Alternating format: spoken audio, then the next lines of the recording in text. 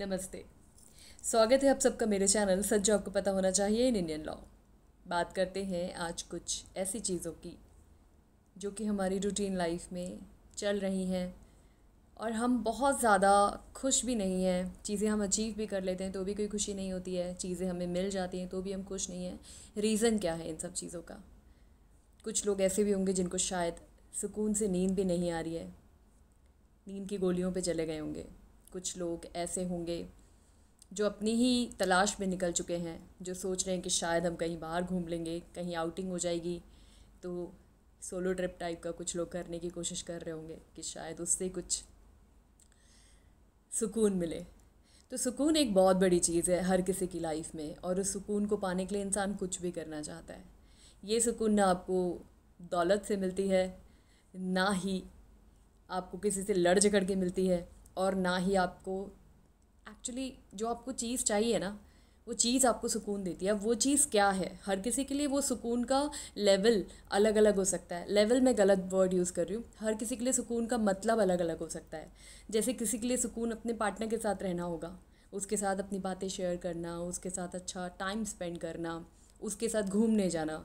किसी के लिए सुकून अकेले रहना, अपना वो चाहता है कि बिल्कुल शांति वाली जगह पे जाए जहाँ बिल्कुल पीसफुल एम्बियंस हो और वो आराम से वहाँ पे अपने आप को टाइम दे, अपने बारे में सोचे, शायद उसको वहाँ सुकून मिलेगा। किसी को पैसे से सुकून मिल सकता है कि मेरे पास अगर इतना पैसा हो तो शायद मैं अपनी जितनी भी ज़रूरतें हैं वो पूरी कर लूँ, जिसकी वजह से मुझे या मेरे परिवार को वो सब चीज़ें हासिल हों या मिल जाएं जो वो चाहते हैं। और किसी को सुकून शायद बच्चा नहीं हो रहा है तो बच्चा हो जाए, इस वजह से हो जाएगा। किसी को सुकून अपने पेरेंट्स के साथ अपना अच्छा टाइम बिताने के साथ या फैमिली के साथ एक अच्छा टाइम स्पेंड करे उसके लिए हो जाए। हर किसी का सुकून का लेवल अलग अलग है। बट सबसे ज़्यादा बेसुकून जो लोग होते हैं वो कब होते हैं? सबसे पहले तो अकेलापन एक ऐसी बीमारी है जो इंसान को धीरे धीरे धीरे खाता चला जाता है। लोगों को लगता है कि अकेले रहने से आप बहुत मजबूत हो जाते हैं, आप इंडिपेंडेंटली बहुत ज़्यादा स्ट्रांग हो जाते हैं, आप हर परेशानियों का सामना बहुत अच्छे से कर पाते हैं, आप इतने मैच्योर हो चुके होते हो, आप इतने समझदार हो चुके होते हो और अपनी सारी समस्याओं का सलूशन खुद से ले लेते हो।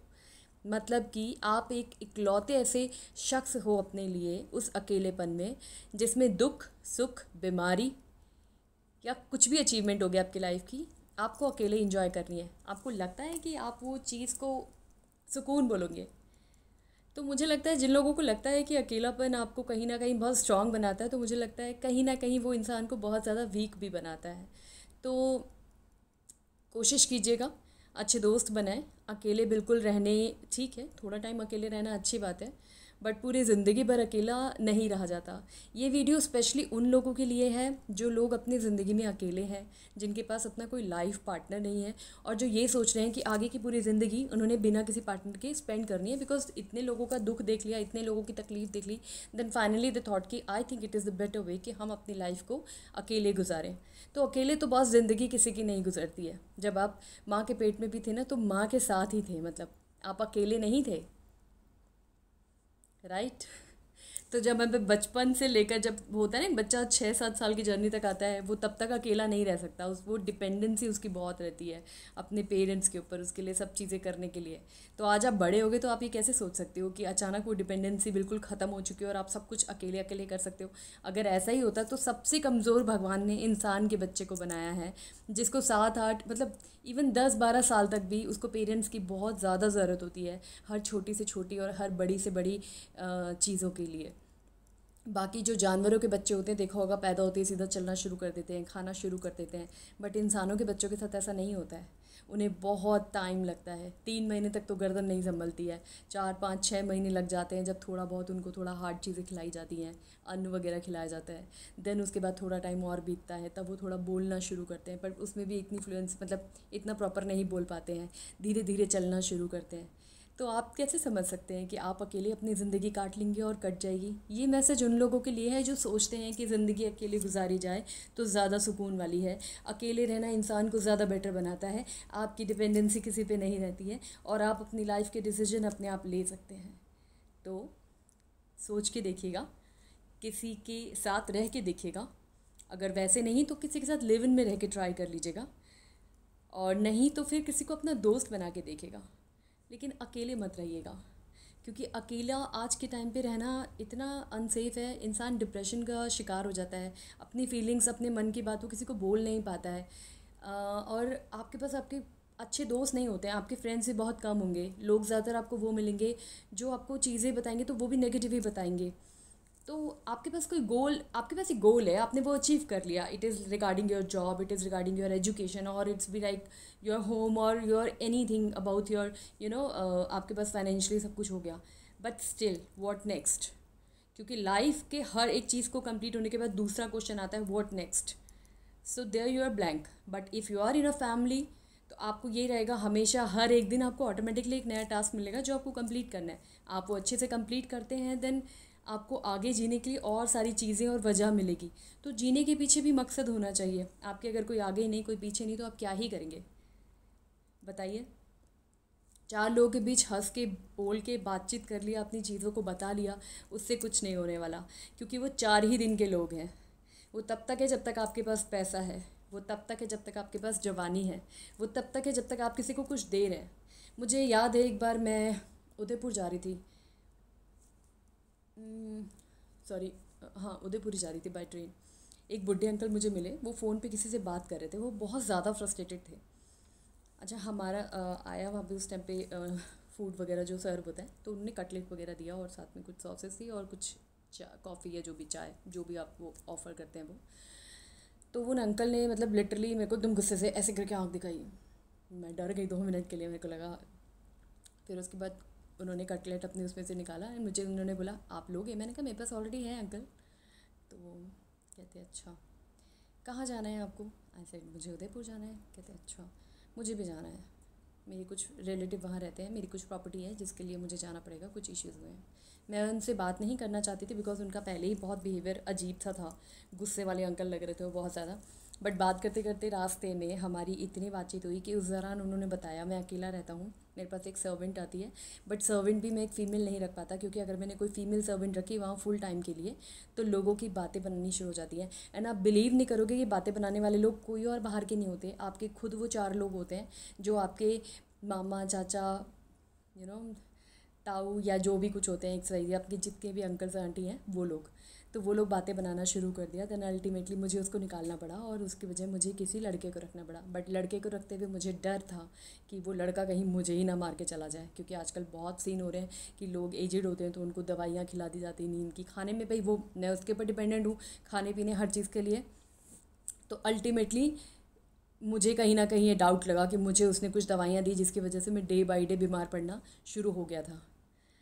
तो मुझे उनकी स्टोरी तब मेरे को सुन के थोड़ी और इंटरेस्टिंग भी लगी और लगा कि यार अकेले रहने में इंसान ये भी चीज़ फेस करता है। अंकल के पास जो उनका मुझे लग रहा था, अच्छा वो बाय फ्लाइट जा सकते थे, बट वो इतना ज़्यादा ज़िंदगी को लेके डर गए थे कि उनको चाहिए था कि लोग दिखें, सामने बातें करते हुए नज़र आएँ तो वो सेफ़ है, राइट? क्योंकि आप फ्लाइट में जाते हो तो लोगों को किसी से कोई मतलब नहीं होता, वो अपनी सीट पे बैठते हैं और अपनी सीट से मतलब रखते हैं, खाया पिया एंड दैट्स इट। कोई कुछ नहीं होता जैसे दिखाते हैं कि हाँ ऐसे बात करता है, ऐसा कुछ नहीं होता। बट ट्रेन में फिर भी बंदा एक बारी को थोड़ा बात कर लेता है, इधर उधर देख लेता है, दूसरे के सामने लेके कुछ बात ही सुन लेता है। देन फिर उन्होंने मुझे बोला कि अच्छा आप मुझे ये बताओगे कि उदयपुर में घूमने की कौन कौन सी जगह है। मैंने कहा सॉरी अंकल, मैं खुद फर्स्ट टाइम जा रही हूँ तो आई हैव नो आइडिया, मेरा कुछ ऑफिस का काम है इसके लिए मुझे जाना पड़ रहा है। तो कहते अच्छा, तो मुझे कहते बेटा एक बात बोलूँ? मैंने कहा हाँ जी अंकल बोलिए। कहते यही कि शादी ज़रूर करना और अपने आप को या किसी के ऊपर डिपेंडेंसी मत रखना, अपने किसी रिलेटिव के उसमें। अपना शादी करोगी, आपकी फैमिली होगी, और आपकी जब फैमिली होगी तो आप उसके हिसाब से चलोगे, उनके लिए चलोगे, उनके लिए करोगे, जो भी कुछ होगा वो उन सब का होगा और आपको अच्छा भी लगेगा। आज मैं जी रहा हूँ तो मेरे जीने का सब लोग इंतज़ार कर रहे हैं कितना जिएगा। And he was near about to that guy was 63 और 65 में बी। तो इतना मतलब उन्होंने जब मुझे चीज़ बोली तो मुझे बहुत ये चीज़ सुन के अजीब लगा कि एक इंसान अकेला रहना चाहता है पर वो अकेले नहीं रह पा रहा है। किसी फीमेल को वो नहीं रख सकता है क्योंकि लोग बातें बनाएंगे, इसलिए उसको मेल रखना है, बट मेल को वो नहीं रख पा रहा है बिकॉज मेल के साथ वो इनसिक्योर फील कर रहा है। अब बात आती है कि उसने बोला मेरे कुछ रिलेटिव है वो बीच बीच में आ जाते हैं हाल चाल पूछने के लिए, बट उस हाल चाल में भी वो मेरा हाल चाल नहीं पूछते हैं। वो सिंपली यही जानना चाहते हैं कि मेरे पास और कितनी प्रॉपर्टी है, या मैंने प्रॉपर्टी किस किस के नाम पे करी है, किसको कितना हिस्सा दिया है। मैं जब ये चीज़ें सुनता हूँ तो मुझे बहुत दुख होता है, लेकिन मैं उसको कुछ नहीं बयान कर सकता। उन्होंने 2-3 जगह की अपनी नॉर्मल प्रॉपर्टी गिनाई, यहाँ पे ये है वो है। कहते आना हमारे घर कभी मिलने के लिए, अपनी फैमिली को लेकर। मतलब वो इंसान तड़प रहा है ऐसे लोगों के लिए जो उसको शायद कहीं अपनापन दे, शायद उसको कहीं एक फैमिली वाली फीलिंग महसूस हो, जो उसको उन सब लोगों में नहीं दिख रही है, उनको उन सब में लालच दिख रहा है। तो फिर मैंने पूछा, अंकल आप उदयपुर किस काम के लिए जा रहे हैं? तो कहते 2 वजह हैं। अब मैं बताऊंगा तो तुम हंसोगी या हो सकता है तुम सोचोगी कि ये बुढ़ा पागल हो गया है।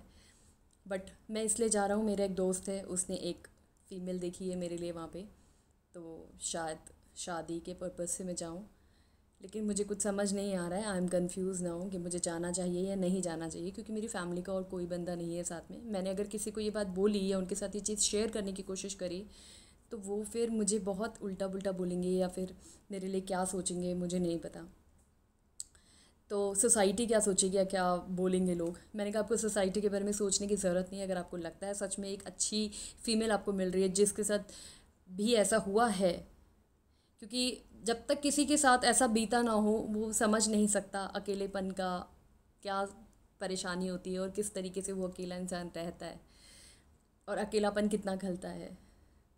तो आप ज़रूर प्रॉपरली जाइए, देखिएगा, टाइम स्पेंड कीजिएगा। सबसे पहले ज़्यादा ज़रूरी आपका जानना ये है, ये देखने के लिए कि उसको आपकी प्रॉपर्टी की वजह से वो शादी नहीं करना चाहती है।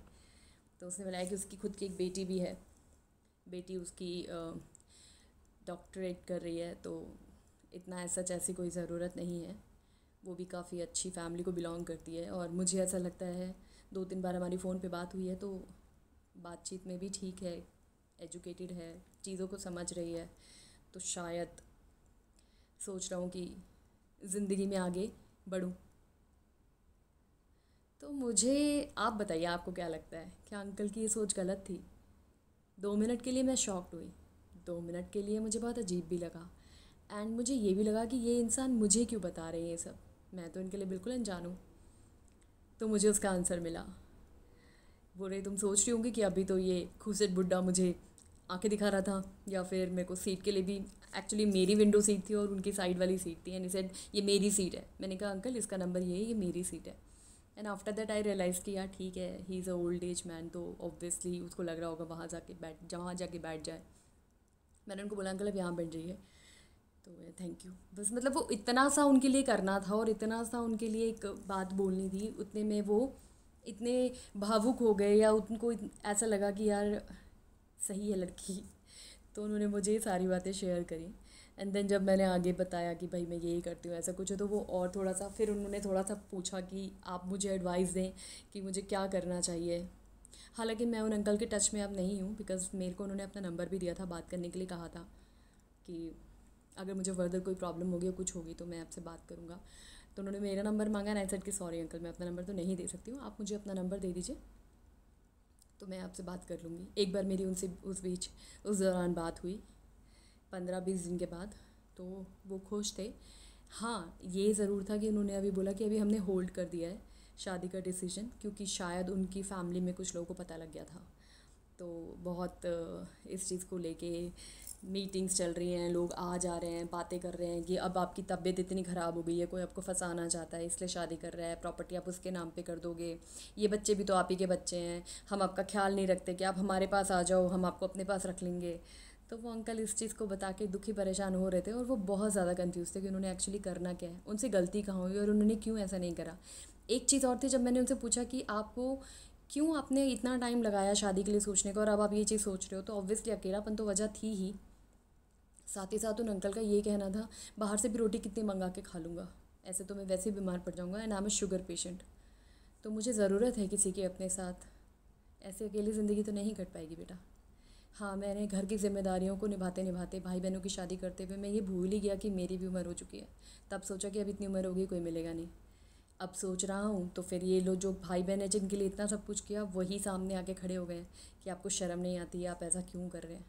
तो कितनी दुख भरी बात है हमारे देश के लोगों की, उनकी मेंटालिटी कितनी चीप है कि वो किसी को ज़िंदगी जीने देते हुए या किसी को सुख भरी ज़िंदगी जीने देना नहीं चाहते हैं। आपकी राय क्या है इस बारे में, क्या उन अंकल को शादी कर लेनी चाहिए थी? बताइए।